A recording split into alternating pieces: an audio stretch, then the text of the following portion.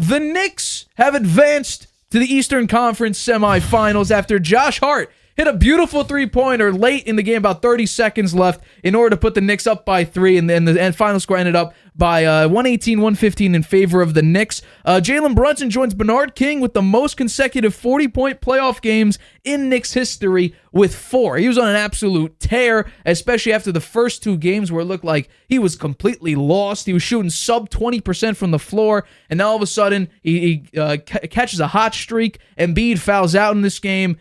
This was a hell of a series, down to the wire, but I want to know, what was your reaction to last night's thriller? Knicks did what they had to do. They went down to Philadelphia and won that game. And I got the wrong sheet here. That's fun. So while you sort your papers, I'll give my take. Thank you.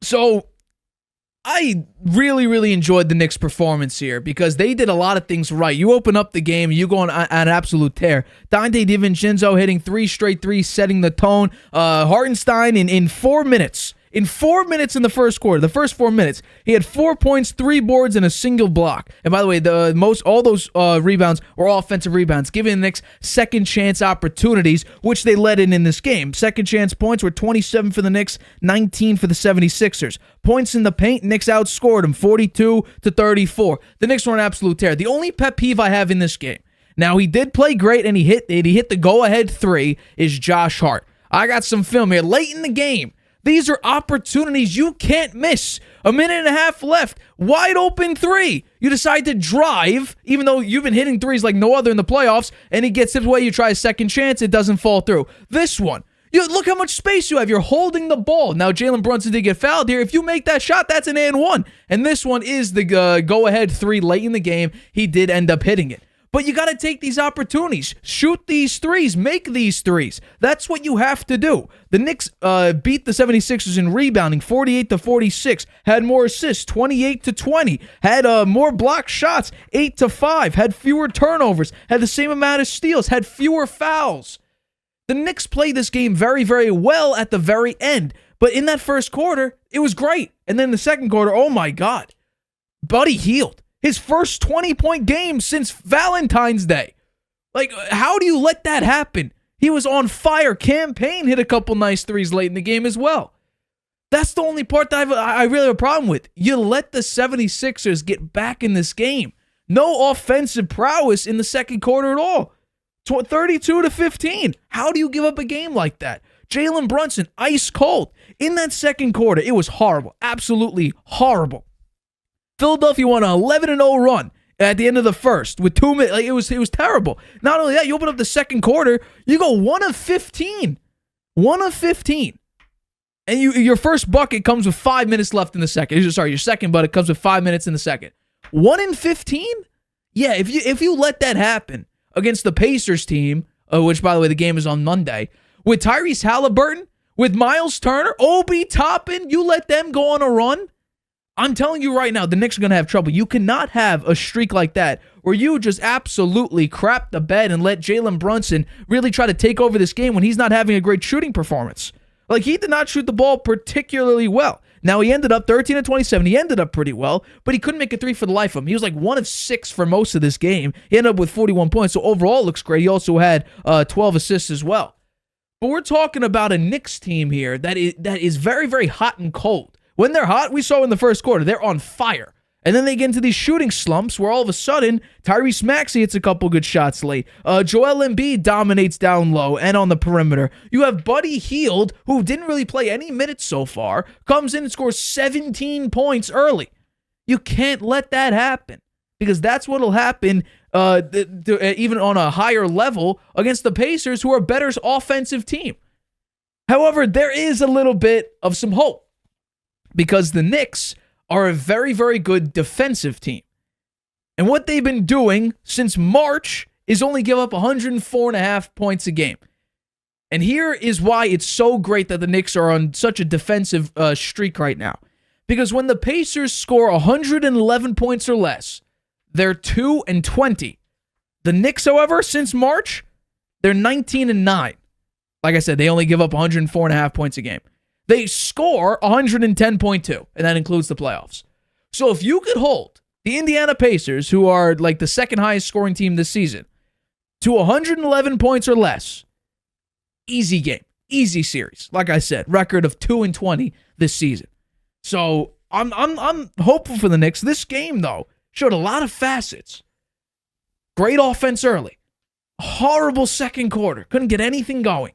And then you had to rely on some clutch shots. Donte DiVincenzo hit a couple shots. But I have more, but I want to see what was your take on last night's game? I thought it was a great game, very exciting, back and forth. The Knicks came out early, had a 22-point lead at one point. Sixers came back, took the lead at the end of the first half. As you mentioned, the Knicks couldn't do anything there for a long stretch. Only scored a couple of buckets there until they got down to 5 minutes left in the second quarter. I think though Brunson, in my mind, I've watched quite a bit of the playoffs so far, a bunch of different teams. I got to think he's the best player so far in the playoffs. Over Jokic? I think so. I really do. I mean, his third straight 40-point game, fourth straight with at least 37. Only one player has done that before him, Michael Jordan. Okay. Michael Jordan. That's pretty good company to be in, right? So far, I think he's the best player in the playoffs. I'd been criticizing Josh Hart a little bit for his shooting, but he's a rebounding animal. Absolutely. I mean, he had 14 rebounds in this game. That made a difference. He was the top rebounder for the Knicks. I mean, he's not a giant out there. I think he's 6'6". Yeah. I mean, he's an animal. He really. I think he had 7 assists too. Yeah, he came close to a triple-double, 16 points. So. He's a very important player for them. 6'4", I apologize. 6'4". 6'4", and he had 14 rebounds. And he had 18 rebounds in one of the games before this. He's been double-digit in rebounds every game. It's really important for the Knicks. And I think that the Knicks, they played their hearts out. They only had 2 players off the bench. The bench only scored 5 points the whole game. I was going to mention that. Yeah. The bench was horrible. The bench. There is no bench really right now. They got 2 players. Bogdanovich he's out for the season. Right. That's a problem for them. That could come back to haunt them. Absolutely. Now. So they only have McBride and Mitchell Robinson, the only 2 people coming off the bench now. The DiVincenzo played every minute of the game. Yep. Everybody else averaging about the starters 43 minutes. So. They're lucky they won this game because they could have been gassed for Game 7. They could have come back home and just had nothing left. Right. Great performance by them. Jalen Brunson, what a line in this game. 44 points, 3 rebounds, 12 assists. Every game he's had double-digit assists, too. Yeah, Generally, a guy scoring over 40 points isn't going to have double-digit assists. He's had them every game. So I do think he's the best player so far that I've seen watching these games. The one thing I would say about the 76ers, they really were let down by Tobias Harris and Kyle Lowry. These guys didn't even score a point. Yeah, come on, Kyle Lowry, what happened? Tyrese Maxey, 2 rebounds, 3 assists, no points. Tobias Harris, 29 minutes. Yeah, 4 rebounds, 3 assists, no points. You can't do that to your team, given that the team really only has 2 stars in Embiid and Maxey. And Maxey didn't play that well. Huh? Yeah. He had 43 minutes, 5 rebounds, 5 assists, 17 points. A big come down from 46 points in the previous game, right? Yeah, no, he went off in the previous game. That was the game there. Those 2 guys not scoring any points, and Maxey only coming up with 17. And Buddy Hield coming out of nowhere for 20, but still, you got to have something from Tobias Harris. He's got a big contract. You would hope so. And he's a starter. They're paying him like a legitimate superstar, right? Right. Well, I'll say this, though. Like, 12 of Maxey's points came in the fourth quarter. So for 3 quarters, he was doing nothing. Yeah. Embiid, man, he is something. What's his deal for now? He's with the 76ers next year, but it's a contract year for him, right? Next year? I think he has 1 more year, maybe 2. Well, because we heard him. We did actually a topic on this a couple months ago. The Sixers got to go get another player. They got to go get another player. I mean, Obrey is solid. He had 17 points, 5 rebounds, and an assist, and he's rugged. So he's a strong player. But they got to get another. They have to get a third piece, and maybe they missed James Harden a little bit in this series, right? He was good for them last year, and although he came up small in the against the Celtics at the end. Well, he did. I think he had what 240. Yeah, well, first game they surprised the Celtics, stole game 1, but he got in the fight with the GM lied to him apparently. Oh yeah, Daryl Morey. That was poisoned. He was situation. Never coming back to them. They didn't really replace his talent. No, right? Not at all. They didn't replace his talent. They have 2 great players. They need a third if they want to get deeper into the playoffs. And this is the first time they've been knocked out in the first round in quite a while. And Nick Nurse is their new coach. I'm sure he's not happy. I'm sure they're not happy with him. No, absolutely, they're not happy. The Knicks, though, have done something in the NBA that we really haven't seen. So these are the best records when leading by 15 or more points. The Knicks are undefeated, 37-0. The Thunder are number 2 at 45-1. Pacers 3, who they're playing in this next round, 40-2. Jazz are 18-1, and 76ers are 33-2. 37-0 when leading by 15 or more at any point in the game. Like, that is on a whole different level. Another thing I'll say about this, about the Knicks, hit your damn free throws, please. They're making it so much more difficult than it has to be. They average 72.9% from the free throw line. For instance, OG Anunoby averaged, I think, 51 to 57% from the free throw line. Hit your free throws. They were 16th in the league this past season. You don't hit your free throws, you had 75% in this game. This game wouldn't need to be close if you just hit simple free throws. Thank God you made them late. But OG can't hit free throws. Mitch Robinson, we know can't hit free throws. He didn't take any in this game, but he's averaging 45% from the line. It's called free throws, free points. No one's blocking you. No one's moving. If it's your home court, nobody's even talking. And by the way, you don't jump. You don't even jump.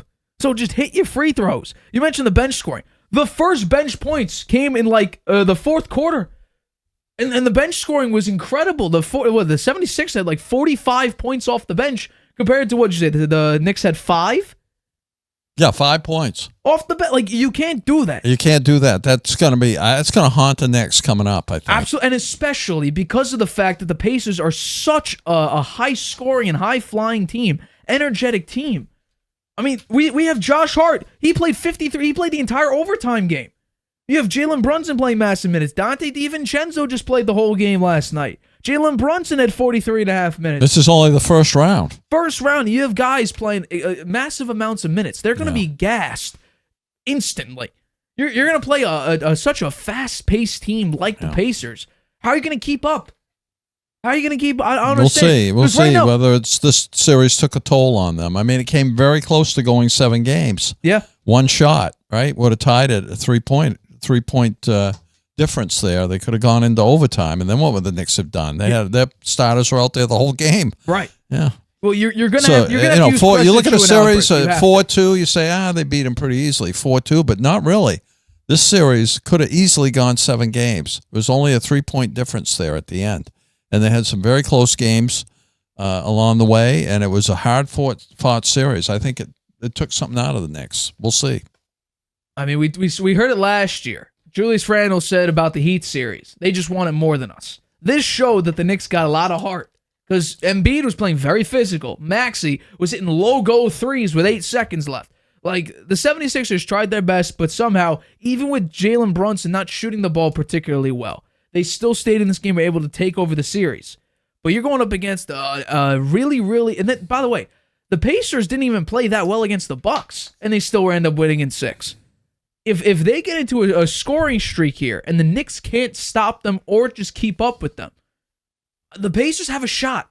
Yeah, well, the Knicks have Anunoby. He's one of the best defensive players. That is true. He had a nice series, right? In this game, he had 19 points. 19 points. No, we're talking 9 rebounds, and he's a great defensive player. Can't make free throws. He averages barely above 50% from the charity stripe. You got to hit your free throws. By the way, to answer your question, he's got 2 years left, which includes a player option. Okay. Will he take it? That's a big question. Well, I think they need to add a player.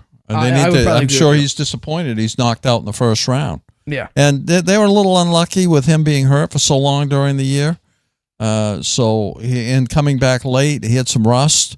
And he said he was only about 70%. But it's hard to say a player's 70% when he's scoring 40 points a game and playing the way he played. He had one game with 50. Come on. Are you really only 70%? I don't think so. I think Lakers fans wish AD had the same mentality. You're not 100%, yet you can still drop 50 points in a playoff game. It's not something that they've seen for a while. Hi, everybody. Thanks for watching. Make sure you subscribe here to get the latest from the show. Also, if you want to check out the full episode, make sure you click the I in the top right-hand corner right now. If you want to listen to this show anywhere you go, make sure you go to anchor.fm/The Harvey Hour or anywhere you get your podcasts.